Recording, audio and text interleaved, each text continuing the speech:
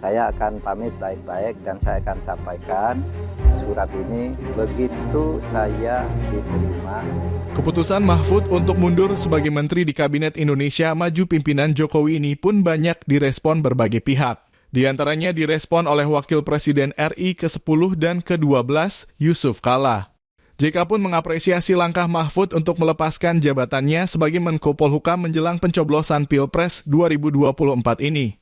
Karena mundurnya Mahfud ini mencegah terjadinya konflik kepentingan saat Mahfud berkompetisi di Pilpres 2024. JK kemudian menyinggung soal kapan giliran Capres nomor urut 1, Prabowo Subianto, untuk mundur seperti Mahfud.